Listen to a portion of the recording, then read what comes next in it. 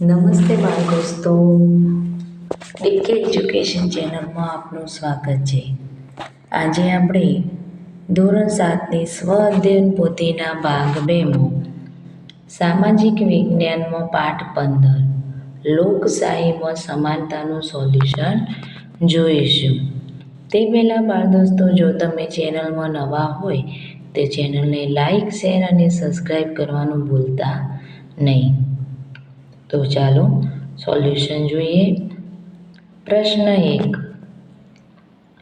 નીચે આપેલા પ્રશ્નોમાંથી યોગ્ય વિકલ્પ પસંદ કરીને તેના ઉત્તર ચોરસ ખાનામાં લખો.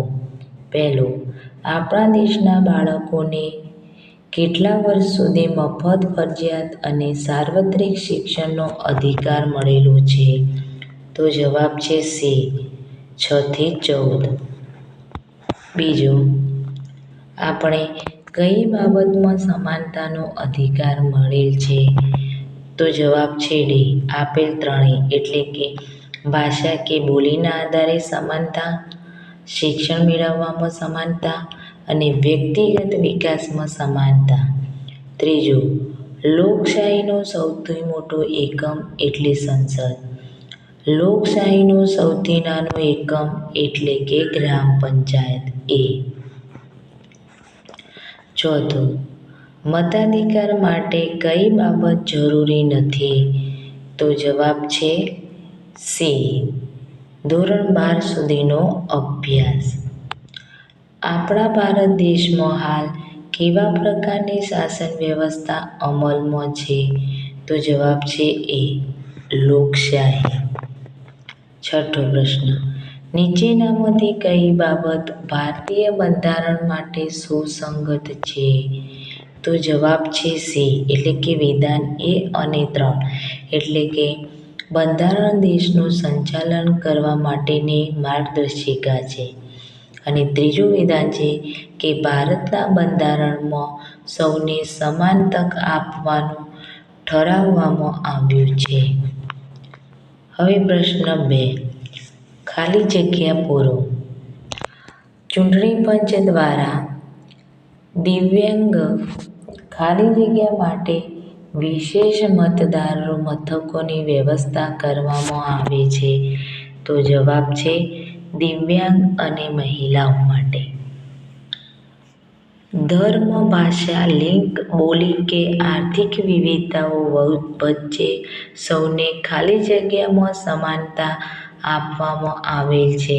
તો જવાબ છે બંધારણ. વ્યક્તિના સર્વાંગીણ વિકાસ માટે ખાલી જગ્યાનો અધિકાર ખૂબ મહત્વનો છે. તો જવાબ છે શિક્ષણ. પ્રશ્ન 3, નીચે આપેલા વિધાનો ખરા છે કે ખોટા તે જણાવો. પહેલું, દરેક વ્યક્તિને સમાજને સમાનતાનો અધિકાર બંધારણે આપેલો છે. તો સાચું. દિવ્યાંગો, સ્ત્રીઓ અને નાના બાળકોને વધુ મહેનતાણું ચૂકવવામાં આવે છે. તો ખોટું. બાળમજૂરી સંપત્તિ મેળવવાના અધિકારનો ભંગ ગણાય છે. ખોટું. લોકશાહી દેશમાં સમાનતાને ખૂબ જ મહત્વ આપવામાં આવ્યું છે. સાચું. સૌને સમાન અધિકાર એટલે કાયદા સમક્ષ સમાનતા અને કાયદાનું સમાન રક્ષણ. સાચું. પ્રશ્ન 4, નીચે આપેલા વિધાનોમાંથી ખોટો શબ્દ છે કે વિધાન ફરીથી લખો. પહેલું છે કે 14 વર્ષે કરતાં નાની ઉંમરના બાળકને મજૂરીએ રાખવું એ કાયદાનો ભંગ થયો કહેવાય છે. 18 વર્ષ. ખોટું છે.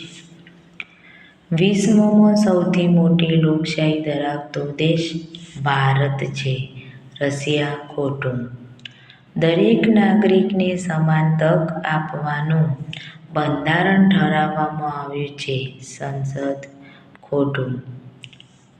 ચૂંટણી પંચ તટસ્થ રીતે ચૂંટણી કરાવે છે. સરકાર. ખોટું. લોકશાહીમાં સમાનતા એ તેનો પાયાનો સિદ્ધાંત છે. અસમાનતા ખોટું.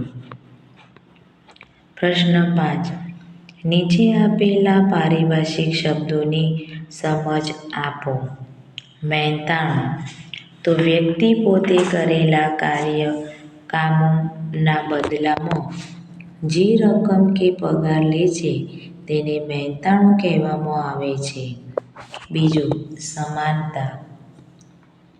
સમાનતા એટલે દરેક વ્યક્તિ સાથે સમાન વર્તન કરવું. ભારત એક લોકશાહી દેશ છે, જ્યાં દરેક નાગરિકને ધર્મ, જાતિ, ભાષા કે દરના આધારે કોઈ ભેદભાવ વગર સમાન હક્કો મળેલા છે. લોકશાહી. લોકશાહી એટલે લોકોનું, લોકો દ્વારા અને લોકો માટે ચાલતી શાસન વ્યવસ્થા. બાળમજૂરી. બાળમજૂરી એ એવો ગુનો છે જેમાં 18 વર્ષથી નીચેના બાળકોને કામ પર મૂકવામાં આવે છે. બાળમજૂરી બાળકોના અભ્યાસ, આરોગ્ય અને ભવિષ્ય માટે હાનિકારક છે. મતાધિકાર. આપણા દેશના 18 વર્ષથી મોટી ઉંમરના દરેક નાગરિક ચૂંટણી દરમિયાન ધર્મ, જાતિ, લિંગ, બોલી કે આર્થિક ભેદભાવ વિના મતદાન કરી શકે છે. તેને મતાધિકાર કહે છે. પ્રશ્ન 6. નીચે આપેલા પ્રશ્નોના 2-3 વાક્યોમાં જવાબ આપો. તમે બસમાં મુસાફરી કરો છો અને અન્ય કોઈ વ્યક્તિ દિવ્યાંગ માટેની સીટ પર બેઠેલ છે તો તમે શું કરશો? જો કોઈ વ્યક્તિ દિવ્યાંગ માટેની સીટ પર બેસી હોય તો હું તેને વિનમ્ર રીતે કહીશ કે આ સીટ દિવ્યાંગ માટે આરક્ષિત છે અને જરૂર જણાય તો ખાલી કરવા વિનંતી કરું. લોકશાહીમાં સરકારની રચના કેવી રીતે થાય છે? લોકશાહીમાં સરકારની રચના ચૂંટણી દ્વારા થાય છે. નાગરિકો પોતાના પ્રતિનિધિઓને મત આપીને પસંદ કરે છે. બહુમતી મેળવનાર પક્ષ સરકાર બનાવે છે. આ રીતે લોકશાહીમાં જનતાની ઈચ્છા મુજબ સરકાર રચાય છે. ચૂંટણી પંચ શી કામગીરી કરે છે? કોઈ પણ પ્રકારનો ડર રાખ્યા વિના દેશમાં નોંધાયેલા સૌ મતદારો મતદાન કરી શકે એ માટે ચૂંટણી પંચ ખાસ વ્યવસ્થા ગોઠવીને તટસ્થ રીતે ન્યાયી ચૂંટણી કરાવે છે. તે મહિલાઓ અને દિવ્યાંગ મતદારો માટે મતદાનની વિશેષ સુવિધા ઊભી કરે છે. કાયદા સમક્ષ સમાનતા એટલે શું? સૌને સમાન અધિકાર એટલે કાયદા સમક્ષ સમાનતા અને કાયદાનું સમાન રક્ષણ. એક સ્થાનિક દુકાનદાર તેની દુકાનમાં 12 વર્ષના છોકરાને કામે રાખે છે. તેમણે આ યોગ્ય કર્યું કહેવાય? શા માટે? ના, કારણ કે ભારતીય કાયદા મુજબ 14 વર્ષથી નાની ઉંમરના બાળકને કામ પર રાખવું ગેરકાયદેસર છે. કેમ કે 14 વર્ષ કે તેથી ઓછી ઉંમરના કોઈપણ બાળકને શિક્ષણ મેળવવાનો અધિકાર છે. મતદાન મથક ઉપર સ્ત્રી અને પુરુષ મતદાર માટે અલગ લાઈન રાખવામાં આવે છે. આને સમાનતાનો ભંગ કહેવાય? શા માટે? આને સમાનતાનો ભંગ કહેવાતું નથી, કારણ કે આ વ્યવસ્થા સ્ત્રી અને પુરુષ બંનેને યોગ્ય, સુરક્ષિત અને સરળ રીતે મતદાન કરવાની સુવિધા માટે કરવામાં આવે છે. પ્રશ્ન 7. નીચે આપેલા વિધાનોને કારણ આપી સમજાવો.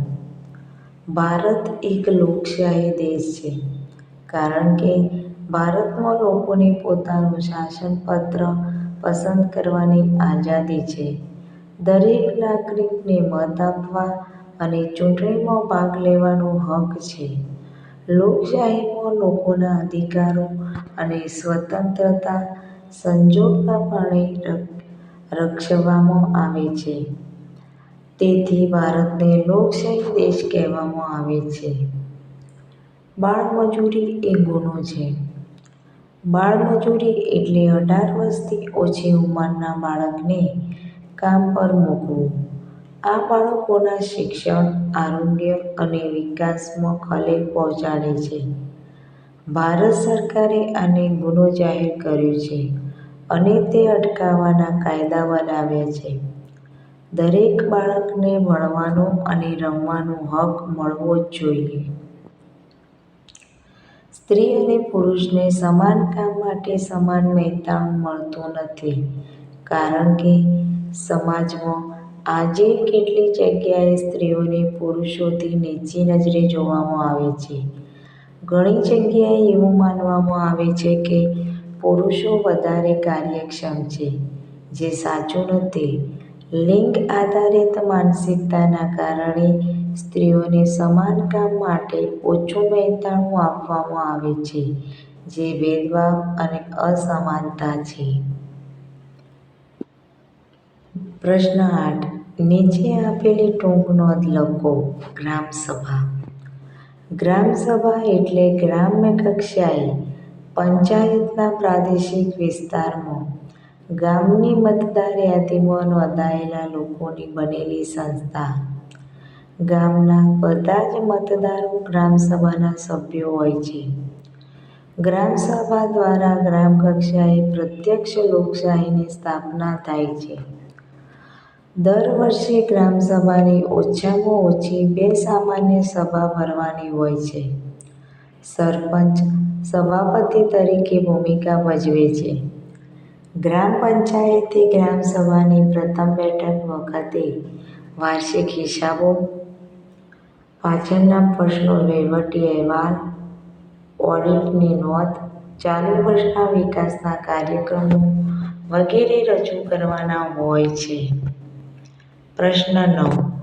માગ્યા મુજબ પ્રવૃત્તિ કરો.